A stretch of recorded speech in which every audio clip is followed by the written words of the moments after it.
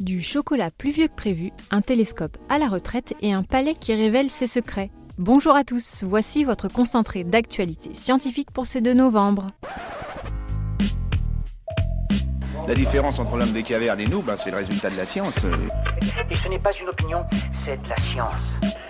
Notre monde n'est pas si moche. Le chocolat serait plus vieux qu'on ne pensait.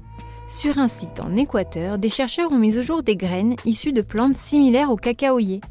Certains échantillons ont même montré des séquences génétiques issues du cacao. Autant d'éléments qui suggèrent que l'origine de l'ingrédient clé du chocolat pourrait remonter à quelques 1500 ans plus tôt qu'on ne pensait, en Amérique du Sud et non en Amérique centrale. L'heure de la retraite est arrivée pour le télescope Kepler. Après 9 ans de bons et loyaux services, la NASA a annoncé que l'engin spatial était à court de carburant et allait cesser son activité. Lancé en 2009, Kepler a représenté la première mission de chasse d'exoplanètes. Une mission qui s'est avérée très fructueuse. Au total, plus de 2600 planètes ont été découvertes grâce à Kepler. Les chiens pourraient représenter une nouvelle arme contre le paludisme. Comment ? Grâce à leur flair. Des scientifiques entraînent actuellement des chiens à renifler la maladie, qui crée une odeur particulière sur la peau. Des tests menés avec des chaussettes d'enfants potentiellement infectés ont abouti à un succès de 70%. Des résultats qui pourraient aider à créer un test de détection peu cher, rapide et non invasif. Avez-vous déjà entendu parler de la nébuleuse de la tête de mort ? Avec Halloween, l'Observatoire européen austral s'est fait une joie de remettre en lumière cet objet astronomique, plus scientifiquement nommé NGC 2467. Grâce à son très grand télescope, l'ESO a réussi à capturer une nouvelle image magnifique de cette nébuleuse, l'occasion de contempler son aspect de tête de mort, formé par des nuages de gaz et de poussière. Super, j'adore. Alors écoute-moi bien, je vais essayer d'être clair avec toi. Ouais, génial.